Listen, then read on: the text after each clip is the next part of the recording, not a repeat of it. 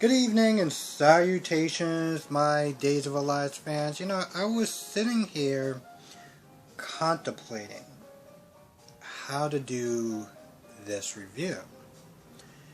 And,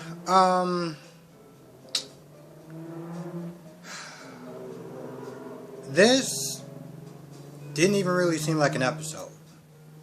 That's the sad truth of the matter. It really didn't seem like an episode. This episode seemed like it was specifically set up for the miniseries or Beyond Salem, which again I saw the preview. I love it, and I do have some thoughts on why this miniseries seems so like the stuff seems so great, and it seems like it's going to be such a great series, especially compared to Days. I do have some theories on that, but let's get into this episode, or this promo, because that's literally what it was. John gets recruited to some mission in Zurich, I guess, and Steve can't go, so Marlena decides to go.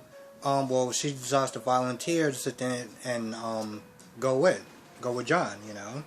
Apparently she's helped him in a couple of cases before. She's really capable, and plus she can keep him company. And John agrees. He's like, all right, fine, let's make this a thing. So he agrees. Lonnie and Eli. Eli practically had to wake up at the ass crack of dawn. Woke up and was like, what's going on? Why? I just had a late night shift. I want to sleep in today. And Lonnie's all like, oh no, we gotta go to Paulina's place because she's making breakfast as a way to amend. I'm like, you can't amend that at 1 o'clock in the afternoon or something? This dude literally just said that he just came from a late night shift. But oh no, Paulina's up at the crack of dawn, so we all gotta be up, because that's the thing. And honestly, to tell you the truth, all this scene is set up for is for their trip to Miami. They're gonna go on the weekend, Labor Day weekend, to Miami.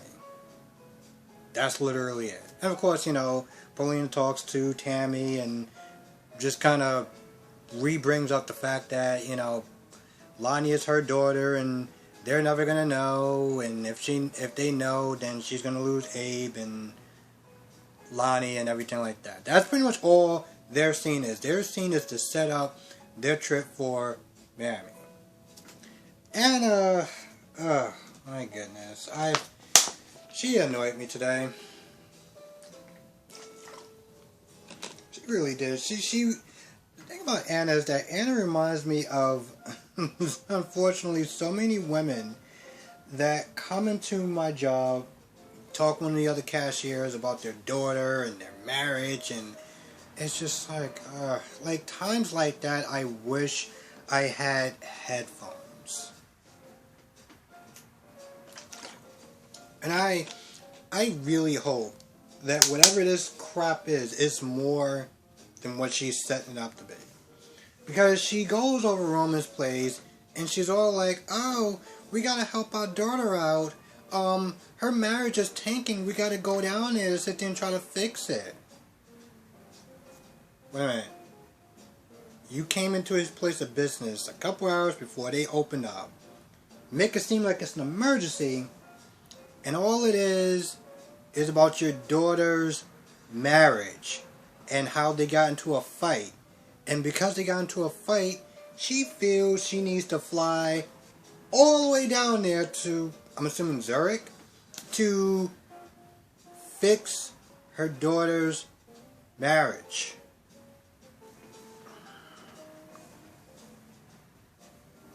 She really does remind me of one of those annoying ass women that come into my place of business and talk with the other cashiers about, oh, my daughter's getting married and the husband's so great and yada yada yada. And she really was I wouldn't say freaking out, but she was making it seem like it was a life or death situation. And Roma was like, yeah, how about we not do that and we trust daughter to make the right decisions with her marriage and have them work it out like grown-ass adults. And of course, Anna, the dingbat that she is all like, oh, well, I'm pretty sure whatever the problem is his fault. I'm like, yeah, that's not sexist at all, but okay, go on, continue. I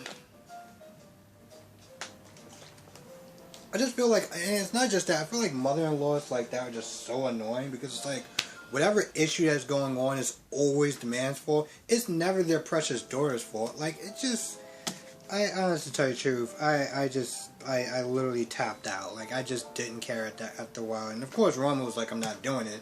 So she whines and cries and whines more. And she leaves and she goes to Tony and she says the same thing to Tony. And Tony's like, yeah, well, he didn't even sit there and say I'm with Roman. He was just like, maybe you should let your daughter work out her marital problems like an adult.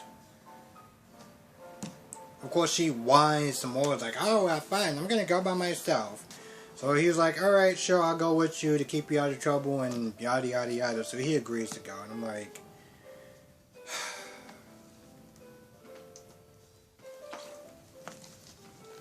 I mean, I saw him in a promo, so they had to literally find a reason to get him down there. So I'm just like, really? I really hope this is more than just her trying to fix her daughter's marriage.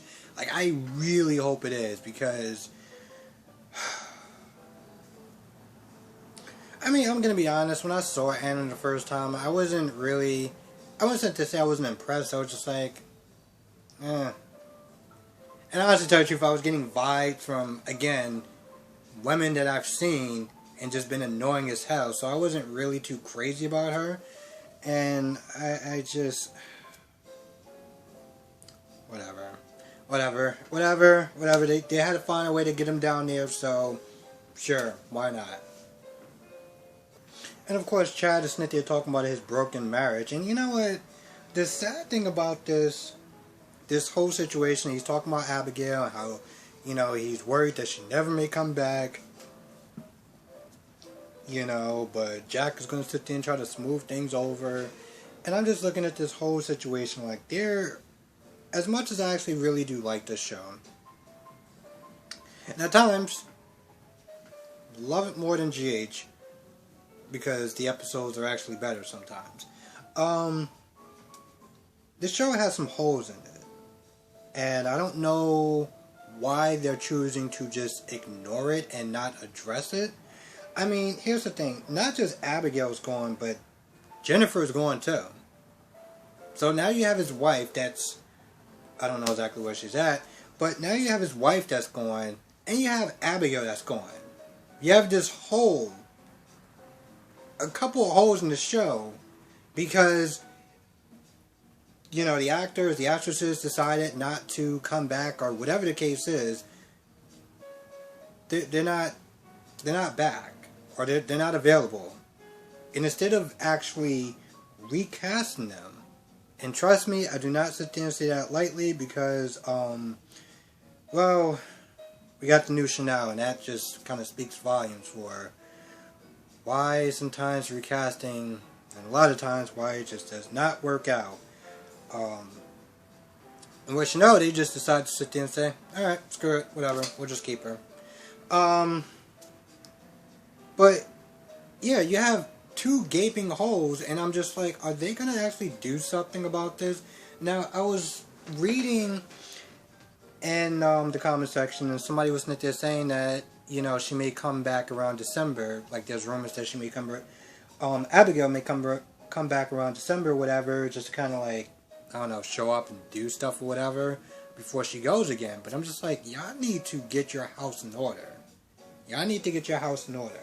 You need to figure it out and make it work, because this whole Abigail being gone for so long, it's starting to not make a lot of sense. Especially knowing that the kids are being neglected because, I don't know, she's having issues with her husband.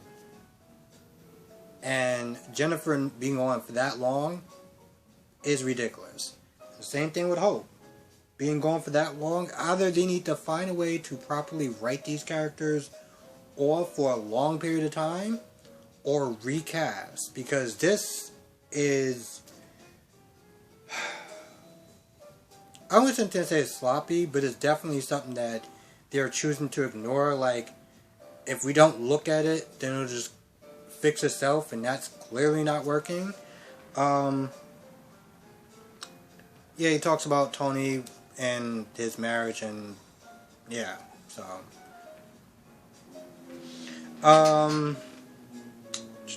what we got?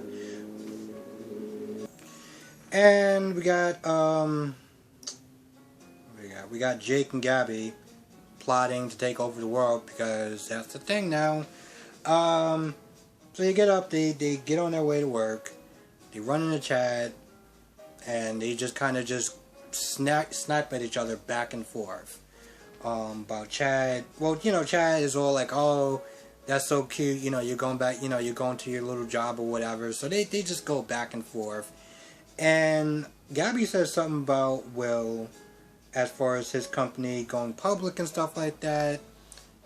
And, sorry, loud ass car at 9 o'clock at night, because for some odd reason they felt the need to blast the music really loud, like no one else actually has to go to work next morning.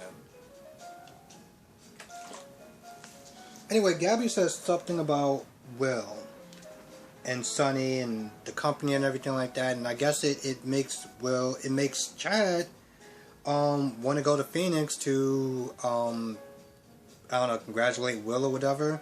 So he goes to visit Roman, and I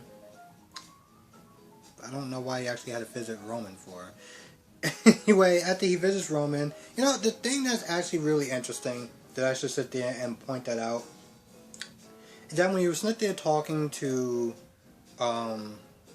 Gabby and Jake, he comes across like the usual dick. The usual pompous asshole.